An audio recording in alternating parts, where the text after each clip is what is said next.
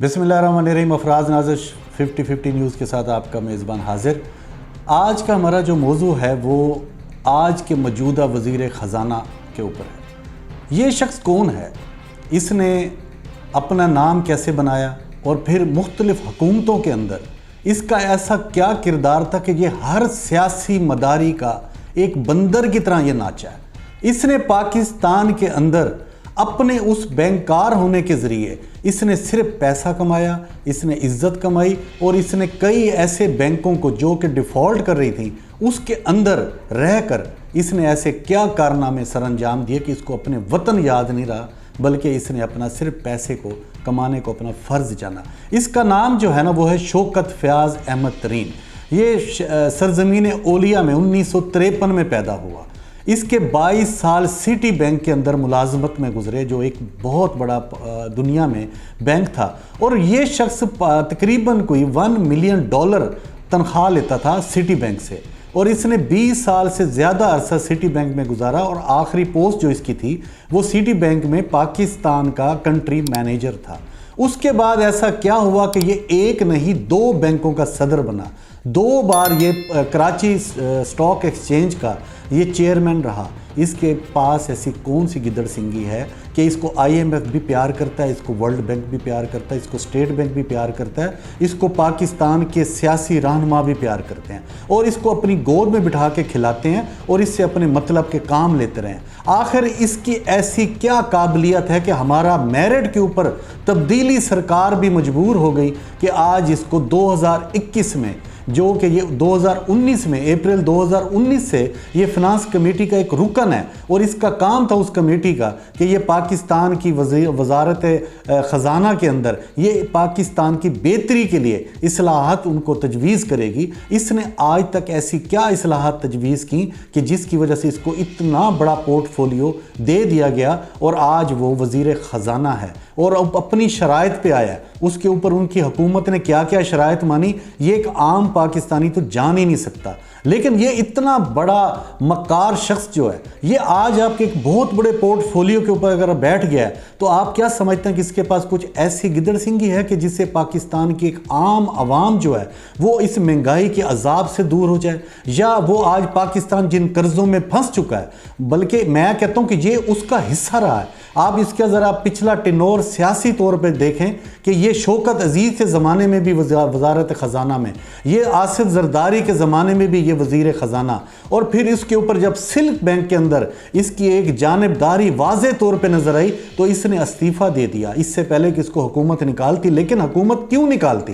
क्योंकि आसिफ ज़रदारी जो था उसको ऐसे ही 9 रतन चाहिए थे जो कि पाकिस्तान की बुनियादों को खोखला करते, जो ख़ज़ाना लूटते और नए नए रास्ते बताते। ये वो शख्स है जो मेरी एक नाकिस राय के मुताबिक या मेरे कुछ ज़राए के मुताबिक ये वाइट कॉलर क्राइम का जो एक टोला है उसके अंदर शौकत तरीन ये उसका एक हिस्सा रहा। इसने भी अपना हिस्सा कमाया, वरना $1 मिलियन की जॉब छोड़कर पाकिस्तान जैसे पसमानदा मुल्क के अंदर आकर आप किसी बैंक के सदर भी बन जाएं तो क्या इतना कमाते हैं आप? इतना महीने का कमा सकता कोई शख्स? कैलकुलेटर उठाइए ज़रा, देखिएगा कि एक तरफ $1 मिलियन हो पर मंथ और दूसरी तरफ पाकिस्तान के एक यूनियन बैंक का सदर बन के या हबीब बैंक का सदर बनकर क्या वो इतनी तनख्वाहें उसको ऑफ़र करते हैं बैंक कि वो मुतमईन होकर अपने बच्चों का मुस्तकबिल बेहतरी की तरफ ले जा रही थी? ये बेहतरी होगी? नहीं। इस वाइट कॉलर क्राइम के जो एक ग्रोह है, एक माफिया है, उसके अंदर इसहाक डार अगर है जितना कसूरवार उतना ही शौकत तरीन भी है।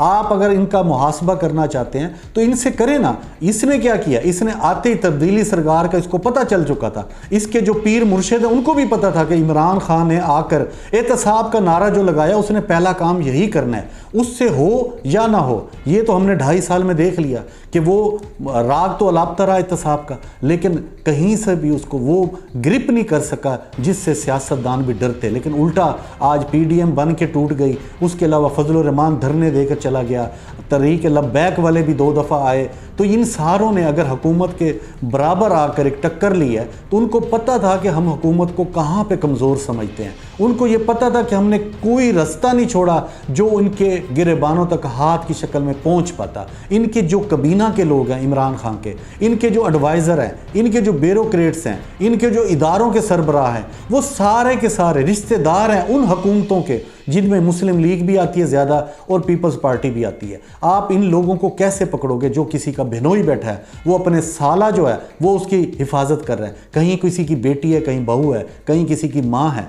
आप कभी अवाम को ये बताया गया कि ये लोग इस तरफ आते कैसे हैं?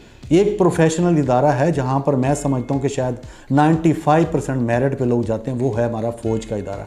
मैं उसके अलावा किसी इदारे को नहीं समझता कि वहां पर मेरिट पे लोग ब्यूरोक्रेट में बन के ब्यूरोक्रेसी में सर्व कर सकें, नामुमकिन बात है। तो मैं बात कर रहा था शौकत तरीन की। इसके पास ऐसा क्या है? इसने इमरान खान को किस तरह मुतमईन किया होगा? इसने हमाद अजहर की जगह कैसे ले ली जो कि उनके पीछे काफ़ी काम कर चुका? हफीज़ शेख ने ऐसा क्या नहीं किया जो शौकत तरीन अब आके करेगा? अगर इसके पास अभी कुछ ऐसे फार्मूला है तो जब ये कमेटी का रुकन था अभी तक है, यानी वज़ीर ख़जाना बनने से पहले तक, तो इसने अब तक की परफॉर्मेंस क्या कहती है? इसने पहले क्यों नहीं? इसने हफीज़ शेख को फ्लॉप किया, इसने हमाद अजहर के खिलाफ लॉबी की, इसने अपने ही लोगों को जो कि तब्दीली सरकार में एक असर रखते हैं। फिर इमरान खान को यह भी पता है कि मैं इसको वज़ीर ख़जाना बना रहा हूँ, ये जहांगीर तरीन की गोद में भी बैठ चुका है, ये उससे मिलता भी है। इसे कब नहीं मिला? क्यों? जिस कमेटी का ये रुकन था उसी का चेयरमैन जो था वो जहांगीर तरीन है। तो अब ये नामुमकिन वाली बात है कि ये जहांगीर तरीन उनकी आपस में अंडरस्टैंडिंग ना हो। फिर एक और बड़ा अहम नुक्ता, ये जब से वज़ीर ख़जाना बना है आप समझते हैं कि अपोजिशन इसके ऊपर मुत्तफ़िक है? अगर अपोजिशन इस पर एतराज़ नहीं कर रही क्योंकि वो उनका अपना बंदा है। अगर PDM तोड़ने में आसिफ ज़रदारी ने ये कहा था कि मुझे वज़ीर ख़जाना में इसके अलावा भी कुछ पोस्टों पे मेरे ही बंदे चाहिए, तो क्या शौकत तरीन जो है वो आसिफ ज़रदारी का एक वो नहीं था वफ़ादार कि वो आज उसकी वजह से आया हो? क्या आपके जहन में ये बात नहीं आती? क्या IMF ने जो पैकेज दिया है उसके अंदर क्या उनकी ये शर्त नहीं हो सकती कि शौकत तरीन को आप लेकर आएँ वज़ीर ख़जाना? ये भी हमारा एक शेड्यूल था पहले से तयशुदा कि इसको कमेटी में भी रखना, और 2 साल बाद जब उनकी 11 अरब डॉलर की किस्त आएगी तो उसमें वो शर्त रखेंगे कि आपने ये रेट पेट्रोल के भी बढ़ाने हैं, बिजली के भी बढ़ाने हैं, गैस के भी बढ़ाने हैं और शौकत तरीन को भी लेकर आना है। तो क्या आपको और कितना बेवकूफ़ बनना है? आप क्यों हजूम से कौम की तरफ अपना सफ़र शुरू नहीं करते? ये लोग एक अच्छे लिबादा ओढ़कर सियासत के अंदर एक गंदगी फैला सकते हैं, ये वाइट कॉलर के बेताज बादशाह बन सकते हैं वाइट कॉलर क्राइम के। तो ये आपको सरेआम दिन दिहाड़े लूट रहे हैं। आपकी कौन सी इंडस्ट्री है जो इन्होंने तबाह नहीं की? आपकी ज़रात जो बैकबोन कपास, आपको कहाँ इन्होंने रगड़े नहीं लगाए? और आज आप अपनी एक छोटी सी नौकरी लेके अपने बच्चे के लिए, और आप कहते हैं कि मैं नवाज़ शरीफ का मुखलिस हूँ, मैं वफादार हूँ, मैं नमक हलाल हूँ। ये नमक हलाली है क्या? आपका नवाज़ शरीफ से पहले क्या आपको बाबा कौम याद नहीं आता? क्या पाकिस्तान याद नहीं आता जहाँ पे आपकी अगली नस्ल ने आना है? आप इस नस्ल को आप प्रोटेक्ट कर रहे हो, क्यों? तो मैं आवाम से कहना चाह रहा हूँ कि ऐसे लोगों को बेनकाब करें, ऐसे लोगों के साथ ना खड़े हों। और जो शौकत तरीन चीज़ है इसका भी मैं आपको बता दूं, अगर इसके पास कोई ऐसी चीज़ है तो मैं आपसे सिर्फ एक सवाल रखता हूं आपके और तब्दीली सरकार के उन लोगों से भी कि आप मुझे सिर्फ इतना बताएं कि जो काम, क्या इसने वज़ीर ख़जाना बनने से पहले आपको कोई प्रपोजल दिया? एक आम छोटा सा प्राइवेट इदारा होता है, वो जब किसी अहम पोस्ट के ऊपर बंदे को लाते हैं उससे पहले इंटरव्यू में पूछते हैं कि आप बताएं कि मेरा इदारा यहाँ पे खड़ा है, आप इस लॉसेस को, आप इन मसाइल को कैसे दूर करोगे? आपके अंदर ऐसी क्या स्किल्स है? आपके अंदर ऐसी क्या काबिलियत है? आपका इल्म, आपकी बैंककारी का तजर्बा, आपका बड़े बड़े बैंकों के अंदर रहकर आप किस तरह का वो करोगे कि कल को हमें मार्कअप कम मिले? ऐसा होगा कुछ नहीं। उसने ऐसा क्या प्लान दिया है कि जिससे तब्दीली सरकार आज भी कौम के खिताब के अंदर ये बात उसको वाजे नहीं कर सकी कि मेरी आवाम अब मैं शौकत तरीन को लेकर आया हूँ, अब ये आएगा, अब आपकी महंगाई में ये कम करेगा। या इसके पास ये क्रेडिट्स हैं कि जब ये शौकत तरीन अजीज़ के साथ था, इसने ये किया था जिससे पाकिस्तान रातों रात तरक्की की मंजिल तय कर गया। या ये जब जरदारी के साथ था तो इसने ऐसे काम किए थे वजीर ख़जाना के तौर पर 2 साल में, जिससे पाकिस्तान उन दिनों में ज़र मुबादला बढ़ गए थे। या इसने पाकिस्तान के अंदर मुआशरी इस्लाहत इसने लेकर आए जिससे हमें अगले 10 सालों में ये फ़ायदा होना था, लेकिन हुकूमत बदल गई, नहीं हो सका। या अब ये क्या प्लान लेकर आया कि जिससे तब्दीली सरकार बड़ी मुतमईन होकर ख्वाब खरगोश के मजे ले रही है और वो सोच रही है कि शौकत तरीन के आने से पाकिस्तान रातों रात बिल्कुल अपने तमाम मसाइल से दूर चला जाएगा।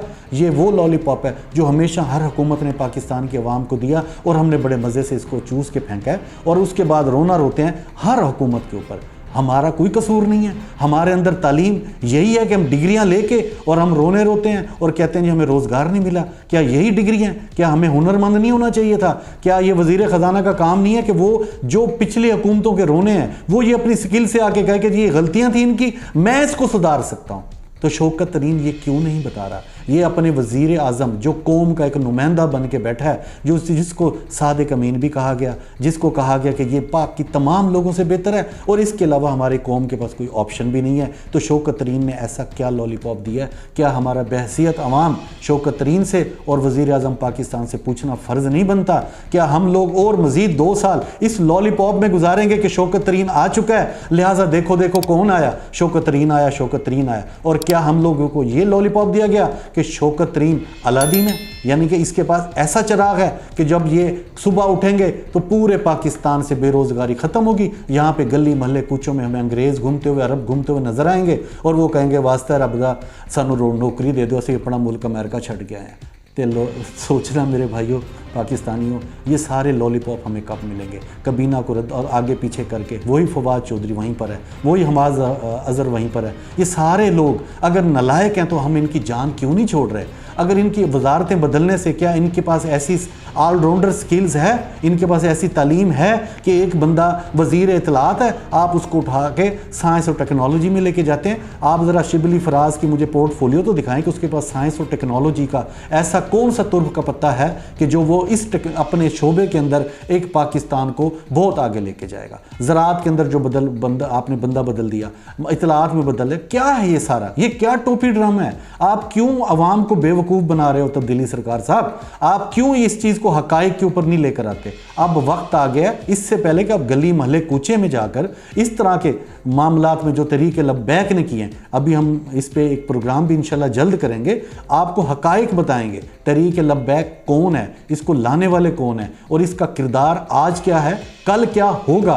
और आप इसके पीछे जो तीसरी उम्मीद लेकर बैठे, एक तीसरी कुव्वत की सियासी, वो हमारी एक बचकाना सोच होगी और इसने किस लोगों ने इनको यूज़ करना है, ये किसका ग्रुप है और ये आगे आने वाले में। एक दोस्त है हमारे इकरारुल हसन, उसका मैं ट्वीट पढ़ रहा था, उसने कहा कि मुझे लग रहा है कि अगले 10 साल में तहरीक लब्बैक पाकिस्तान ये वजारत यानी कि फेडरल में भी मुझे लग रही है या किसी सूबे की तो हुकूमत इसके पास ज़रूर होगी।